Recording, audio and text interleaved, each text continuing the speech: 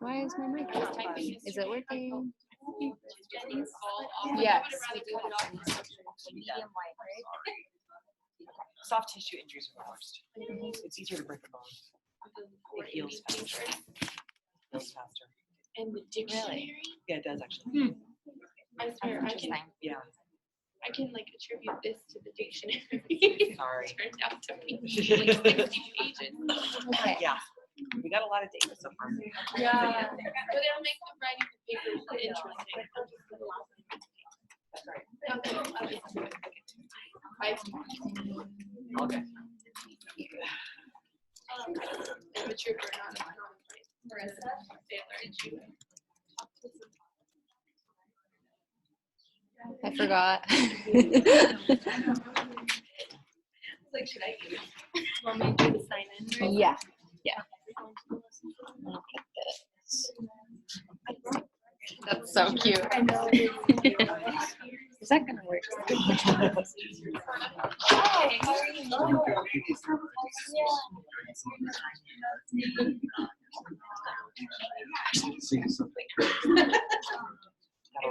I know. I think that'll do everything. By the way, No, you're fine. I think that'll do. Oh, I'm in people's way. there, all approved. Teacher Tuesday. I know, I was like, we need to get few pictures.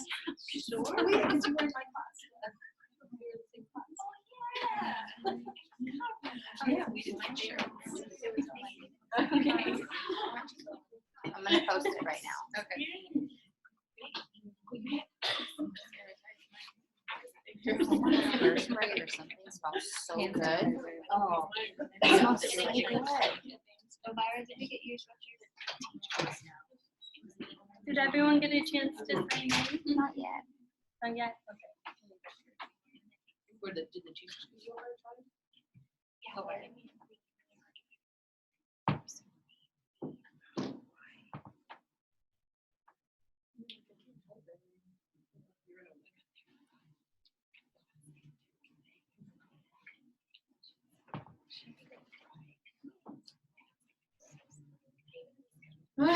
If you like it. I'm stressed out.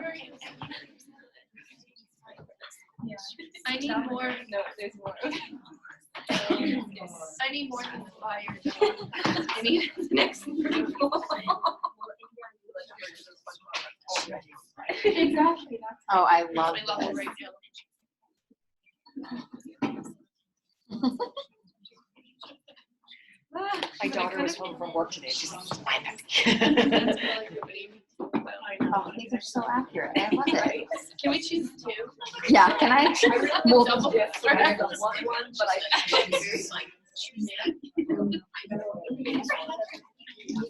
Does anybody else need to sign in? You all good? Yeah. I'm taking that as a yes. Okay.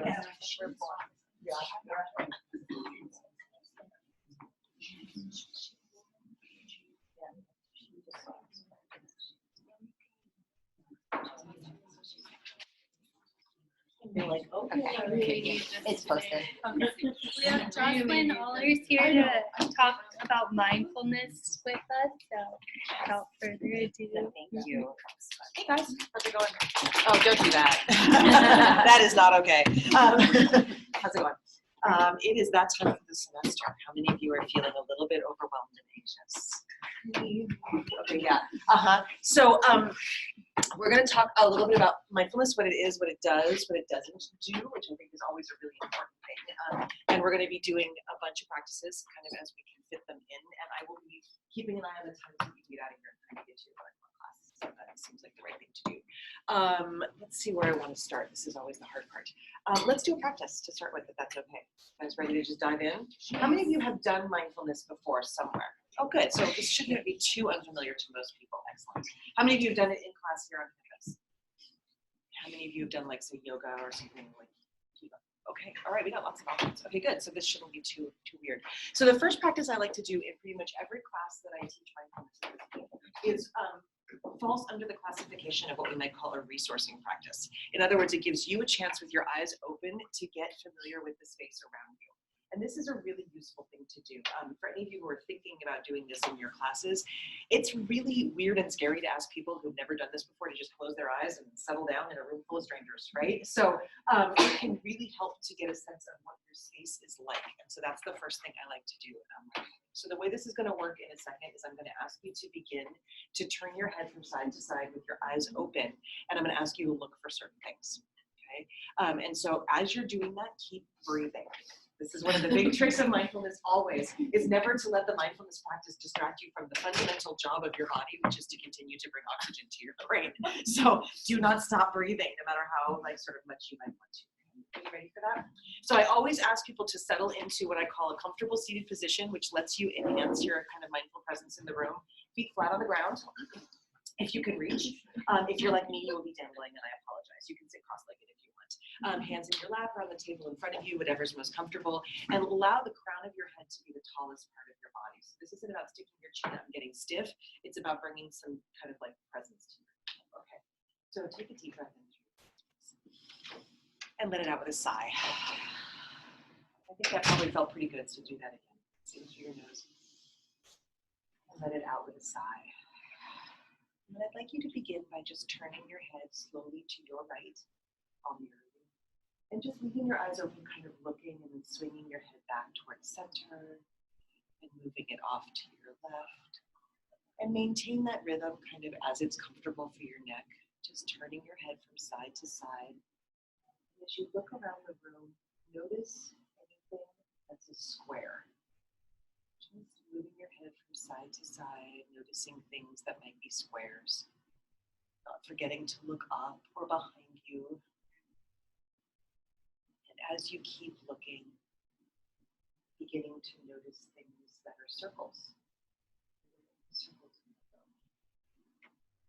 Taking note of that, breathing as you go back and forth, looking for circles. As you keep looking, beginning to notice things that have straight lines. So straight lines are there. You have to look down if you need to, right? Noticing things that are soft. Are there any things that are soft in the room? Continuing to look from side to side. Noticing anything that's orange. Any orange things in the room. Don't forget to look up. Are there any things that are purple?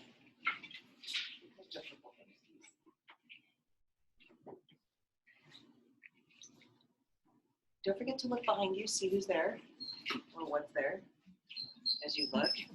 And I want you to keep looking back and forth, and for the next minute or so, find 5 new things that you hadn't noticed before. 5 things, count them down, and when you come to the 5th, allow your eyes to close and just sit there. You can look out the windows if that helps.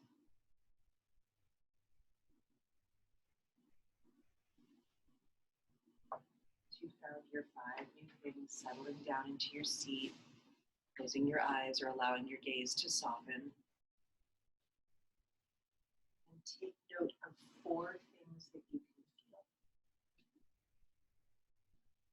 Just getting curious about what it is that you can feel right now. 4 things.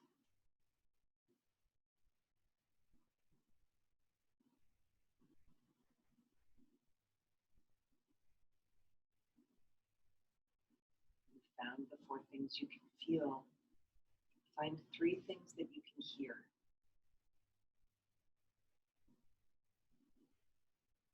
Attending to the sounds in the room. What 3 things can you hear?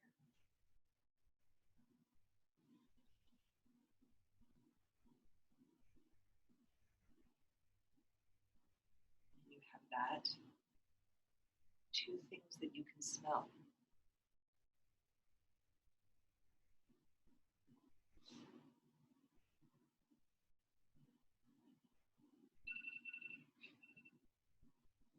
Back to hearing, back to smell. And when you found your 2 smells, settle into 1 thing, which is your breath. finding your breath in your body, maybe even putting your hands on your belly. That helps you locate your falling and rising of breath. Just become really curious about what your breath feels like in your body at this moment right now.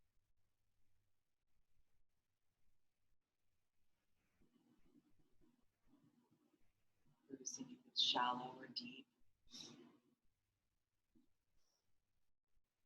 If it's easy to feel or hard to find.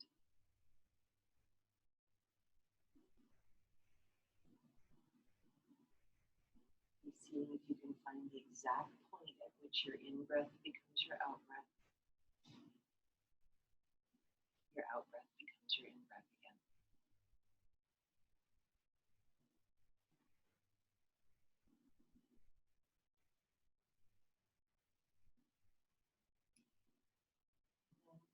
Make your next breath a really deep breath in through your nose. And as you let it out, you can allow your eyes to open. You're ready for your attention to return to you. All right, welcome. How was that?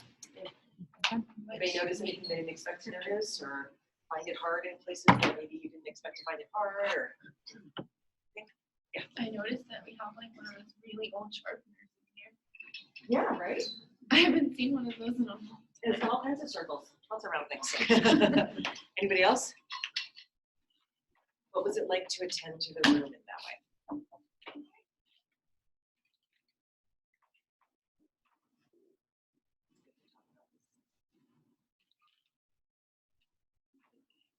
Yes. I think it was like grounding because you had to look and you had to be in that moment, and because we had tasks, it was easier to not get distracted. Kind of calmed my thoughts, like racing thoughts, because like, okay, what's orange? What's square? What's square has lines? It kind of just like got your thought going into something like in the here and now. Yeah, how many of you found it just gave you like a break from like kind of like constant to-do list and racing? Yeah. Yeah. Good. That's a start, right? So, and did anybody find it difficult though? Anybody feel like it was more racing, like somehow it got you caught up more? Some practices will do that, and that's an okay thing to acknowledge, right? At first, Yeah. when I do meditation, it makes my thoughts race, but then towards the end. Yeah, right, and that's really normal. And so I like to normalize that, right? So our brains are like thought-secreting machines. Their entire job is to keep spitting thoughts out at you. So as we talk about what mindfulness is and isn't, it is not no thoughts, ever. So that's kind of a good thing to know, right? That it's not about getting away from your thoughts, because your thoughts are just there. That's what they do. They get you every time. So especially now, I don't know if you guys have noticed how crowded classrooms are becoming.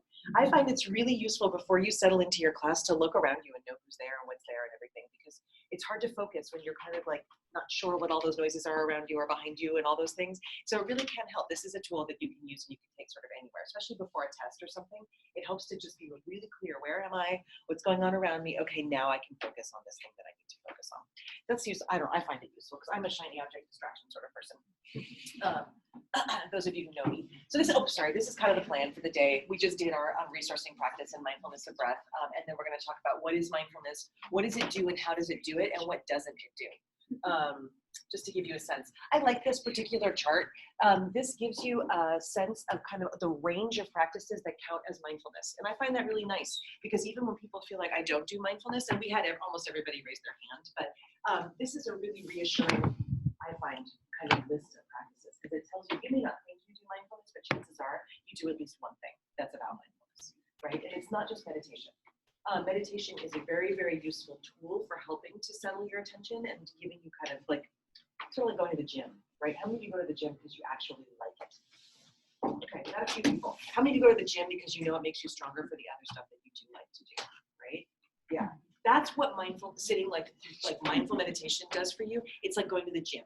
It's like struggling with the reps and the hard parts so that you can then be mindful in the places where you really want to be able to do it, like a class or test. But so this is like all the kind of stillness stuff. But then you can do, we'll do a little bit of like behind this stuff today. Anybody here do like journaling or music or singing or any of those kinds of things? Scrapbooking, anybody, right? All of those things can be mindful. If what you're doing is really being attentive in the moment and curious as to what's going on. You can even get into like activist work, talking to other people, right? This is not just something you do all by yourself sitting on a cushion. Mindfulness happens in interaction with others too, which I find very reassuring. And as teachers, that is probably where mindfulness practice gives us the most kind of growth, right? Even if you never ever intended to lead mindfulness in your classes, and most of you probably don't. I certainly didn't think I would when I started doing mindfulness for myself, right? But it offers you tools for managing the students that you're going to see in front of you, right? And you guys are teaching K through 8 most of you, that's the plan. That means you're going to have a lot of squirrely hormonal middle schoolers or squirrely distracted, K through 5th graders, right? And they've all got their stuff. They're coming into your room, 30, 40 of them, with whatever their thing is that day. And you're the point person for managing whatever it is that they're bringing to you, right? And then you've got your own stuff you're bringing in the room. And so how do you be a whole person in that? And I think mindfulness is a great tool for that. Movement, for a lot of people, it's really hard to sit. So yoga would be great, right? All the kind of movement practices, because it just feels a little bit easier to manage. And so on. And then, of course, all kinds of ritual and cyclical stuff. Pretty much every religious tradition in the world has mindfulness and contemplative practices associated with it. So most American current mindfulness comes out of Buddhist tradition. I like to acknowledge that. But that's not the only place, right, that has contemplative practices as a large part of its faith tradition. That's all over the place. Any questions or thoughts about that? I'd rather you guys talk to me rather than I talk to you the whole time. So if you have stuff to say, something to say. Remember, as future teachers, how nice it's going to be for you when your students talk. And like, okay. Okay, so what does it mean to kind of have a contemplative mind? One of the things, and the one that people look for is that chatter, finding some peace with that, and that's where kind of stress reduction comes in. But it also is about cultivating a capacity for deep awareness, really being aware of what's happening around you, who's there, what's going on, and just being present with it, which relates to increased focus attention. And then the part that we don't always talk about, which is being more compassionate and connected. So we tend to think of this as very cerebral, and people are like, I want to deal with stress. But some of that is connection, right? Finding connection with other people. So there's the other kind of intimate part of it as well. There's a lot of recent studies that show the benefits of contemplative practices. So I don't know how many of you know the word neuroplasticity. It's like my favorite word ever. As I age, it makes me delighted to know that my brain can still change and learn and do new things, right? And contemplative practices have been shown to change the neural structure of the brain, right? In places like stress management. And an interesting place, it actually increases left frontal electrical activity in the brain, which is the part of the brain that's associated with what they call an approach attitude towards difficulty. So the idea is that when you face a difficult situation, a difficult mind state, a difficult whatever, having activity in the left frontal part of the brain is associated with you approaching that with curiosity. So what is that hard thing that's happening, right? What's going on? As opposed to like, no, backing away, right? And so being able to approach and feel safe about it is kind of a pretty cool tool. And it's one that seems to help a lot with chronic stress, chronic pain, all that kind of stuff. What else? It's associated with improved immune function.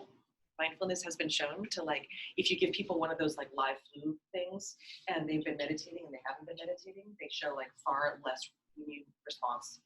Like, and they show a more robust immune response to it as opposed to if they're not being mindful. So the stress thing. It even increases the telomeres on your DNA so that when your cells replicate, they replicate accurately for a longer period of time. In other words, it's anti-aging.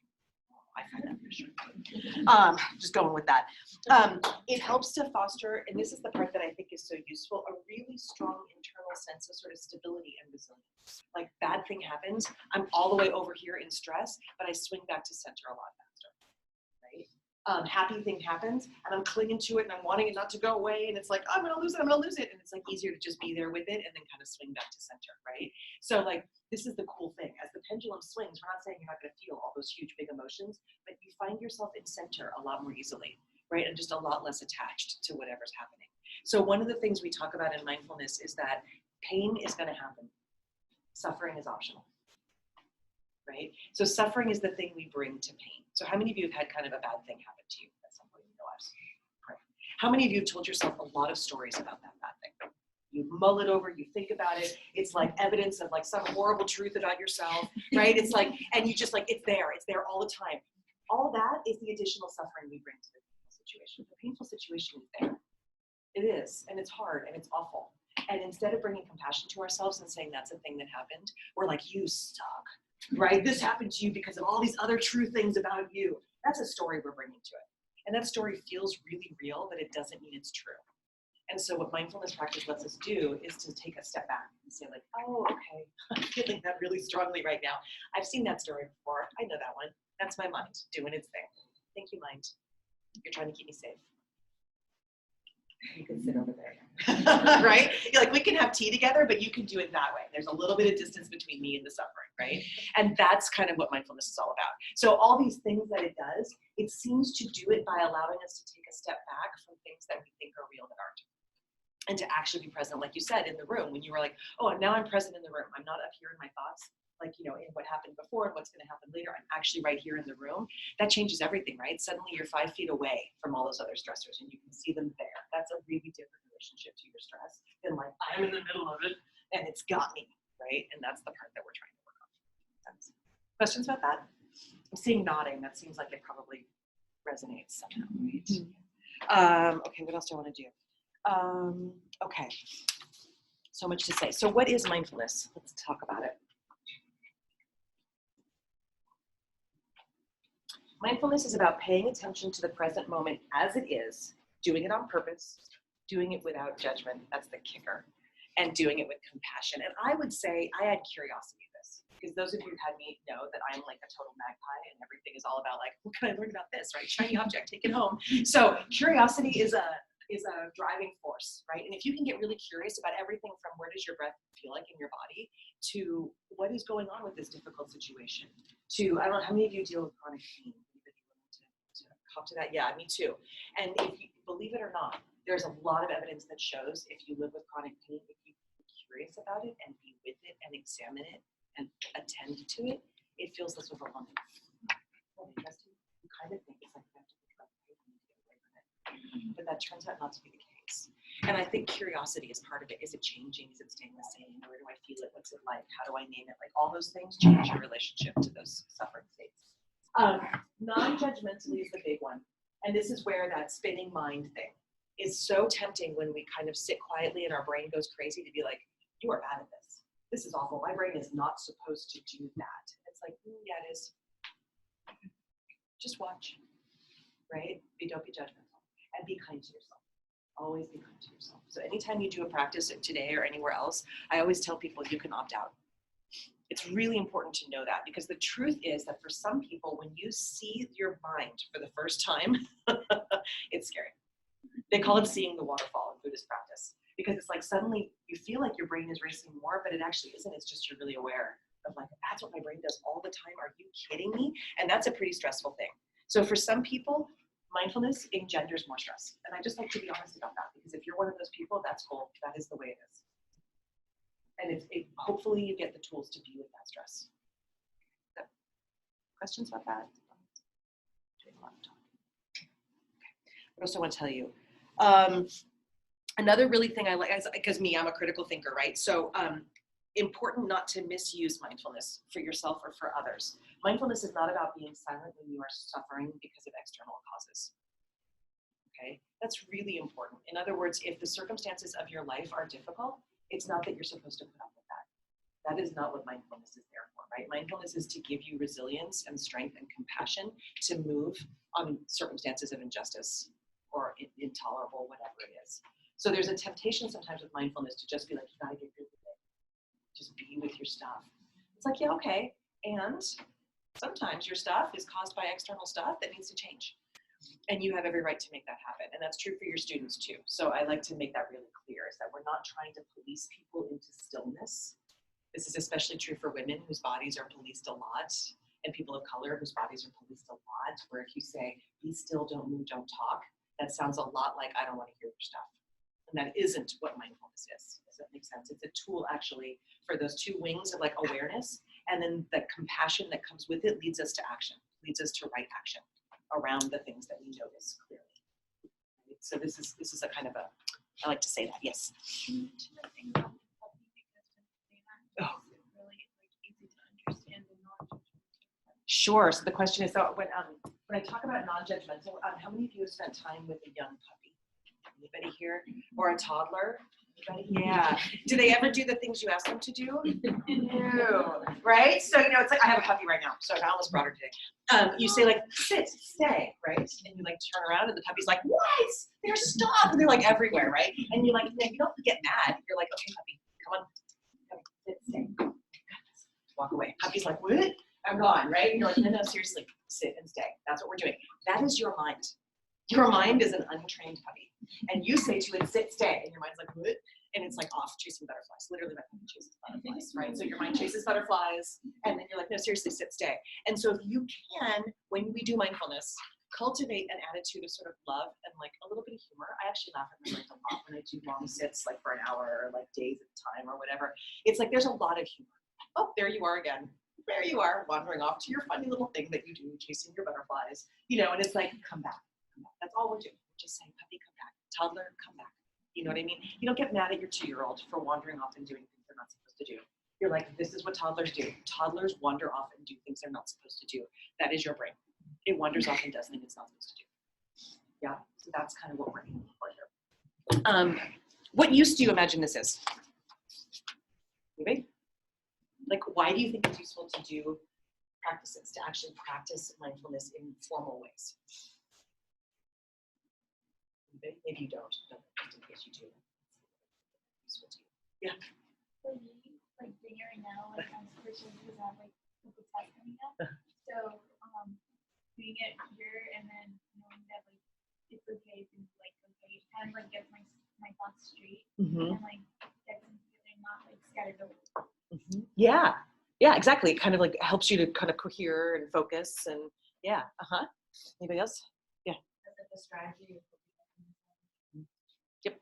Yeah, for dealing with stress, but also dealing with, appreciating the happy stuff when it happens instead of being so distracted you can't see it. I will actually say one of the biggest gifts of mindfulness for me is paying more attention to my husband and children. And I didn't expect that. It's like we've been together like 30 years. He walks in the house and, like, seriously, am I going to look? I mean, it's like, I'm doing things, honey, right? It's like, but suddenly it's like, wow, that's a cool thing to have, someone who's my best friend. I've been together for 30 years, right? Like, let's look at him and like actually like look him in the eyes and say, gosh, I'm glad you're home, right? That's pretty cool. Your kids talk and like, the 18-year-old's going on and on again, right? It's like, no, actually, that's nice, that's actually a pretty neat thing to be able to concentrate. So focus is a big one for me, at least, the ability to focus. The other nice thing about mindfulness is to create a pause between a stressor and your reaction to it. So I don't know how many of you get cut off in traffic and you're immediately like on the horn, the middle finger is flashing, the things are pouring out of the mouth, right? Exactly. And so we used to joke in like sitting meditation, it's like when you feel an itch, the guidance is always to see if you can not scratch. Just see if you can sit through it.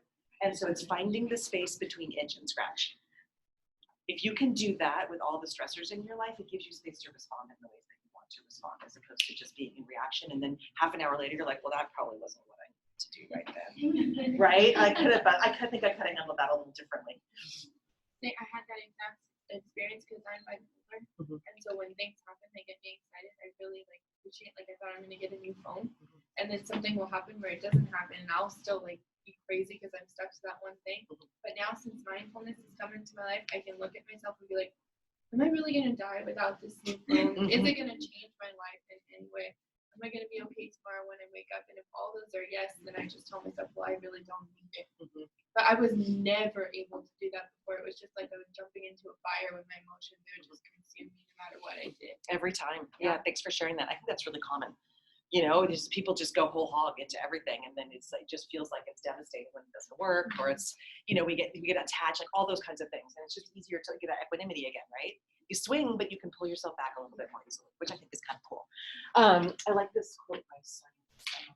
The true goal of contemplative practice, indeed of life, is the joining of insight and compassion, wisdom and love, and that's neat, right? So this isn't just about being able to sit with things; it's also about doing it compassionately with love. So be wise and bring your heart into it.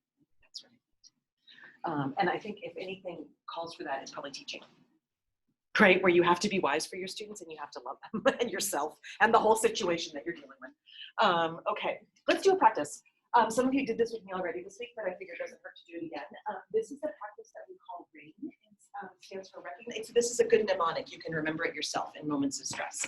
So it's recognize, allow, investigate, and nurture. And the way we're going to do this is in a moment, I'm going to ask you to call to mind a situation that is arising for you recently or is about to happen that is causing you some anxiety. Okay, not some anxiety, right? This is why I'm telling you ahead of time, so that in the moment when I say call your situation to mind, you're not ambushed by like your really big, huge thing. So pick a thing that you feel like you can safely investigate it in a few moments here with us. Does that make sense? Everybody got something that's causing them anxiety? That's manageable in this moment, right? And then what I'll do is we'll guide you through this, and I'm going to use breathing at the beginning and end to help settle your attention. So we'll start with breathing as always. Okay, cool. Let's do it first, then remind me to talk about why we breathe. Okay, it seems obvious, but we should talk about why we breathe when we do mindfulness. Okay, so go ahead and find that comfortable seated position again. Is it okay that we're doing practices? I should have asked. That was your part. Okay, good. Find your comfortable seated position, hands on your lap or on the desk in front of you. And again, taking a deep breath in through your nose, and as you let it out, allowing your eyes to close or your gaze to rest softly on the desk in front of you. And make your next breath or two consciously deep again. Get some oxygen to your brain. Allowing your shoulders to settle a little bit lower.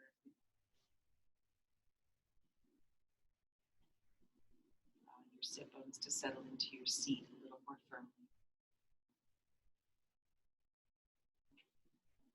Just taking note of what your breath is like right now.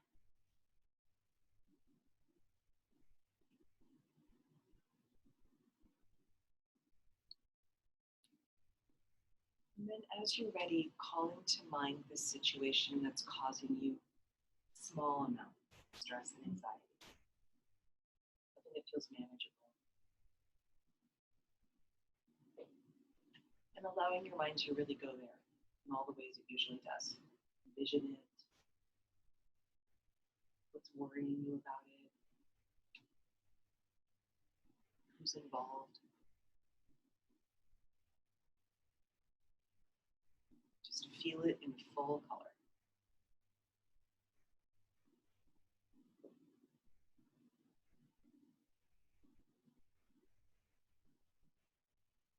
Once you have it in your mind, turn your attention to your body. Notice how your body has responded to that imagery. Maybe your jaw got tight. Maybe your eyebrows puckered together. Maybe you feel it in your breathing or your heart rate.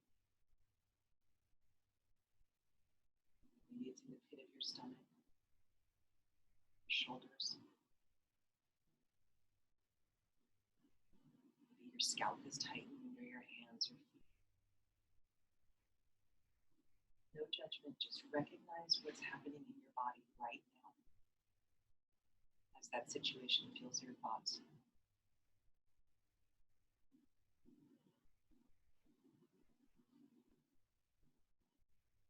And become curious about those sensations. Not only where they are, but what are they like? Do they move and change, or do they stay the same?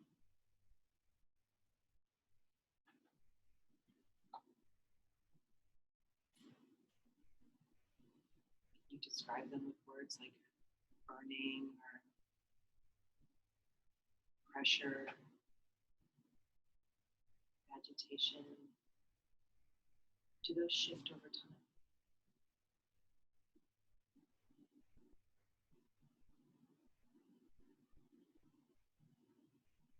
Investigate the feelings that come up with this incident, asking yourself maybe what is the most difficult thing I'm believing right now?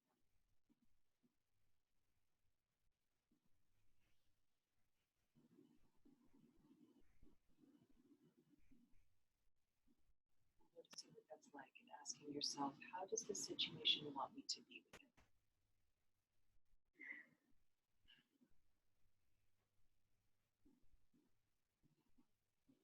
Keep returning to your body. Keep returning to those sensations and seeing if they're changing or staying the same. Just noticing.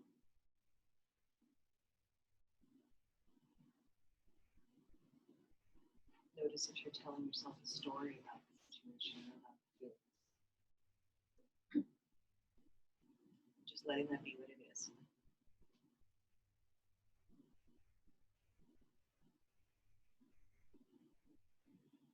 Then asking yourself, what is a kind thing I can do for myself around this situation? How can I nurture myself?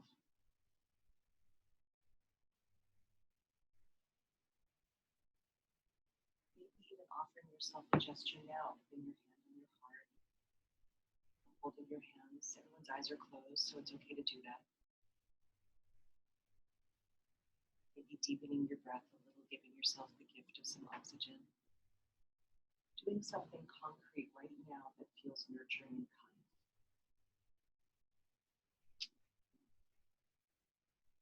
Maybe offering yourself a kind phrase like, this is a hard situation I'm in. It's okay to be struggling a little bit.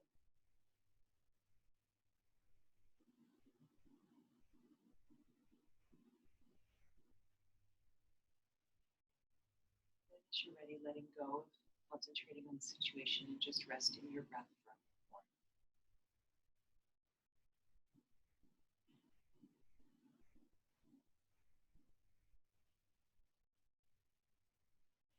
Before opening your eyes, take a few moments to just move your body in ways that might feel good. Maybe shrugging your shoulders, or rotating your head on your neck, or stretching your arms, maybe yawning.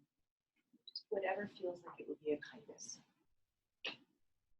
And as you're ready, taking another deep, deep, deep breath in.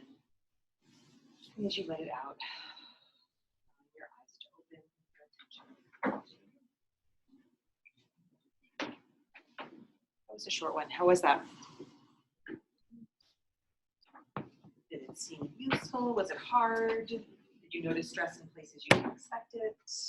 Did you find it in all your usual sweet spots? What was that like?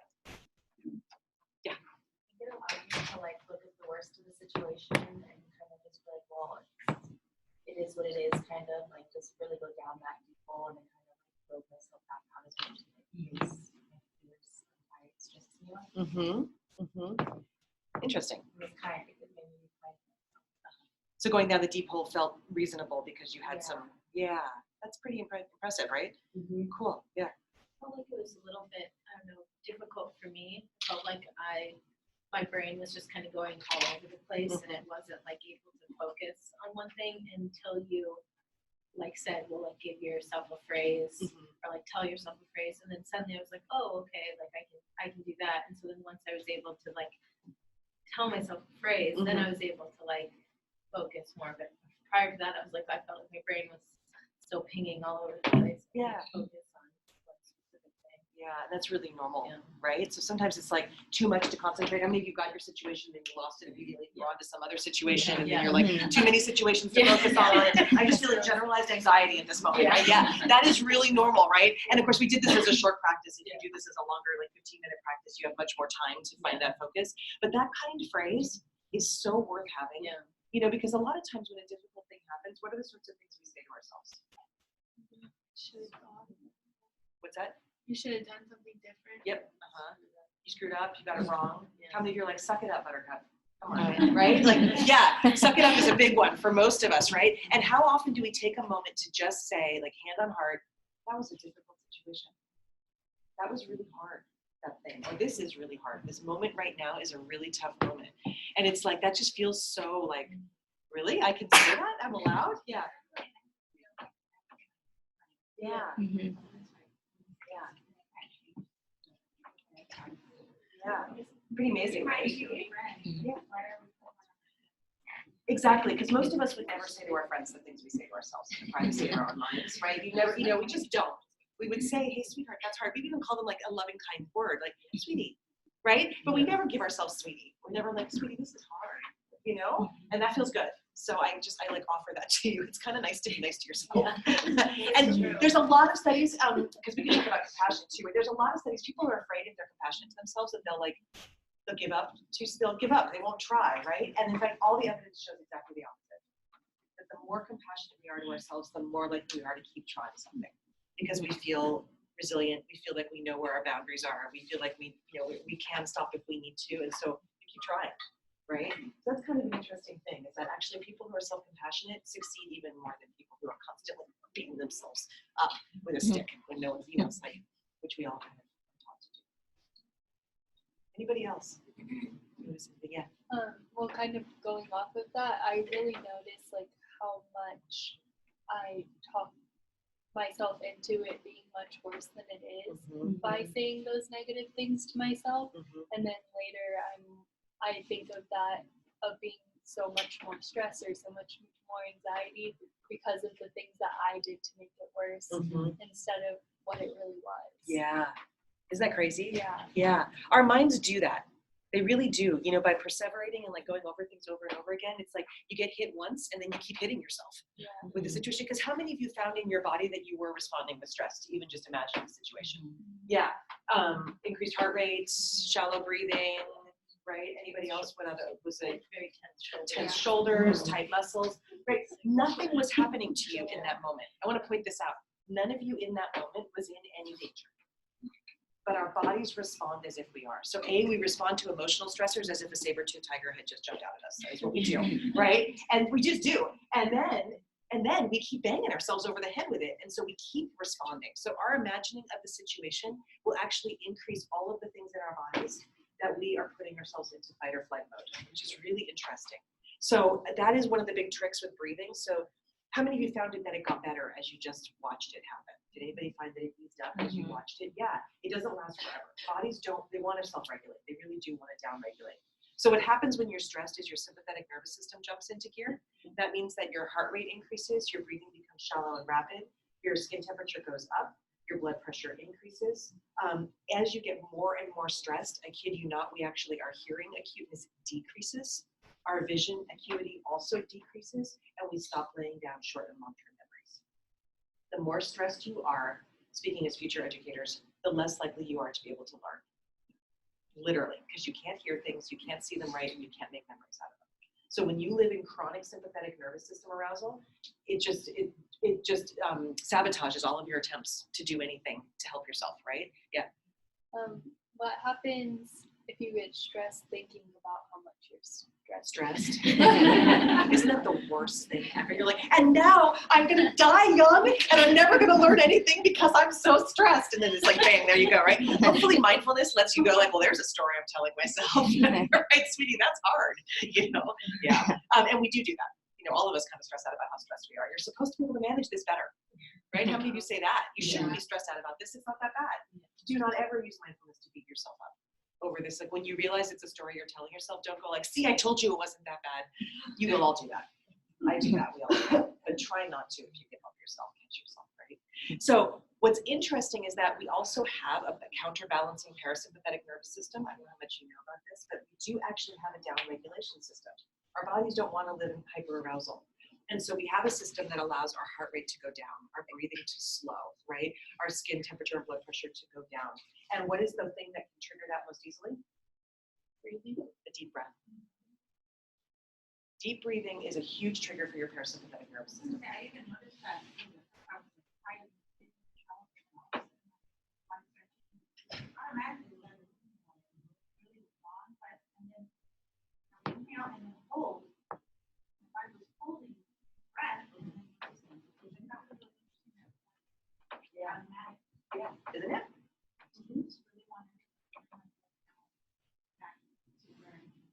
Bodies prefer to downregulate given the option. But if you notice when you're really stressed, things to notice about yourself is sometimes we even hold our breath. When we're really stressed out, especially if you think you're going to cry and you really don't want to, we hold our breath, right? And it's like you're like triggering all of your sympathetic nervous system at that point. You're just bringing it all onto line. So instead of being in flight mode, taking a deep breath allows you to get into that sort of more nurture and connect mode, which is going to be better. It may make you cry, but it's going to be better. Crying's not so bad. It really isn't. So that's part of why we breathe for mindfulness, because it helps to trigger your parasympathetic nervous system. We also do it because it's available all the time. You will breathe. Your body really wants to breathe. So you can watch it happen. Unlike your heart rate, which is a little harder to pay attention to. Oh, you guys have to go in 5 minutes, huh? Okay, so I was going to do a mirroring thing, but we'll do one more practice if we could, like a loving kindness practice. Does that sound good to you guys? Okay, let's do one loving kindness practice. So for this practice, I won't do the mirroring part. Yeah, here's what I'm going to have you do in a second. When I settle you in to close your eyes, I'm going to ask you to call to mind two beings towards whom you feel just really strong and uncomplicated sense of love. Okay? So that, and I say beings deliberately because for some of us it's our pets, right? I mean, seriously, it's like, that's just fantastic. For some of us it's kids, for some of us it's a grandparent or a beloved, sort of figure, historical or religious figure. It can be any of those things. It's a tree maybe for some people if you're like me and you love trees. So just, does everybody have one or two beings that they'll be able to call to mind? I don't want you to get hung up on it while we're doing practice. Okay. All right, settle into your seats then. And if you're sleepy, by the way, you can leave your eyes open or take deeper breaths. It's a common time of day to be sleepy. That's really normal. So go ahead and settle into your seat and take that deep breath in. And as you let it out, just allow yourself to settle into your seat. And take another few breaths, just finding your way back into that contemplative mind space.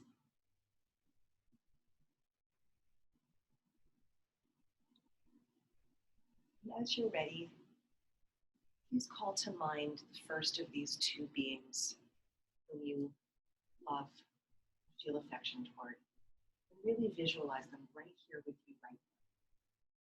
All the fantastic things you love about them is just right there. You can see it. Let yourself feel what that's like in your body. Maybe it's an expanding feeling in your chest or a little smile on your lips. Just notice what it's like to imagine this beloved being here.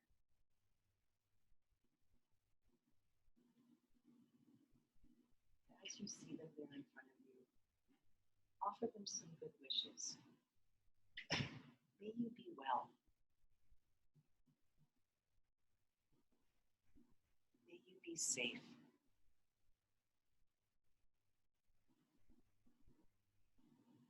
May you know happiness.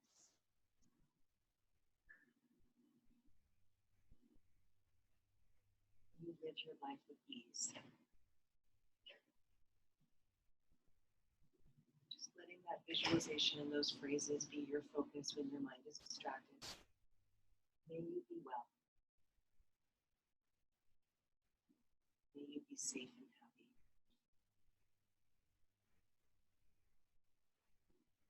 May you live with ease.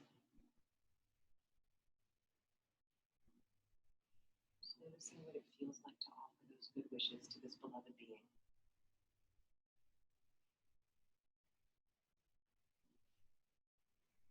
And then either you can stay with the same one or calling to mind a second beloved being and visualizing them sitting there with the first one. Again, all their glory, all the things you love about them. Just calling that to mind and feeling that. And offering those same good wishes to this being. May you be well. May you always be safe.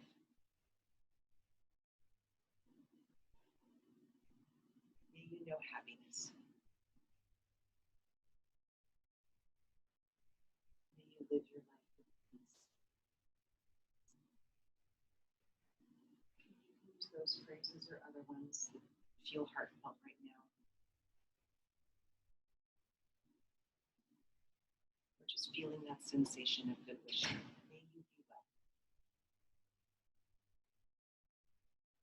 May you be safe and happy. May you know ease.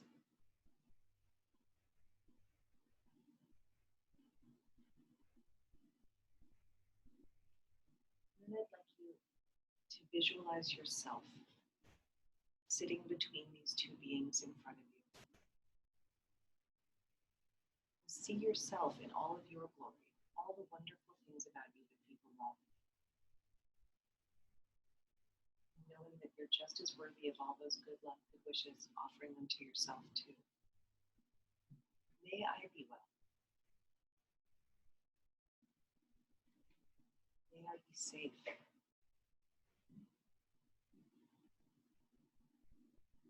May I be happy. May I find ease in my life.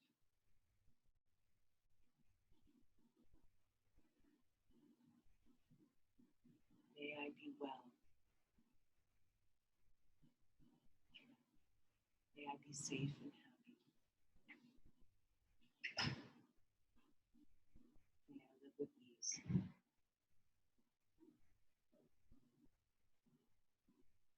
offering yourself that same warm wish.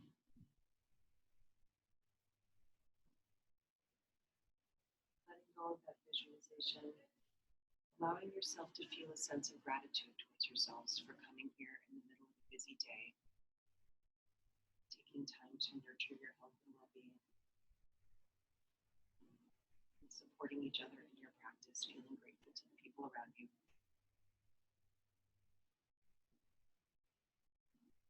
And then as you're ready, taking another deep, deep breath in. As you let it out, allowing your eyes to open. Pay attention to return. Thank you all. I appreciate your practice. Let me just say real quick, I forgot. If you want on your way out, 2 things. These are the sitting, like they basically would be just like this with less talking. 4 times a week, these are available for free on campus. You can show up, you don't have to sign up ahead of time or anything. So feel free to grab one of these. I will also tell you if you're interested, I'm starting a free, and these things are usually hundreds and hundreds and hundreds of dollars. 4-week introduction to mindfulness class in April that I'll be teaching for future educators, deliberately thinking about how can mindfulness support yourselves as educators. It's Tuesdays from 4 to 5:15. We'll go a little bit longer on the last week so we can talk about it. So if you're at all interested, I have flyers with the FAQ and kind of like my little like thing on the back. So it's totally, I think it's gonna be fun and low key, and it's here on campus. So if you think we could do it and you're interested, please come up and grab one of these. All right, thanks you guys. Have a great rest of your day. I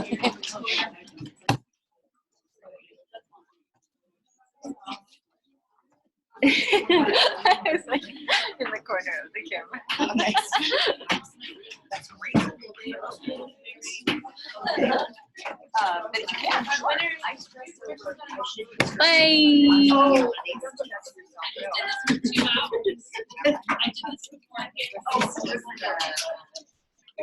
Some people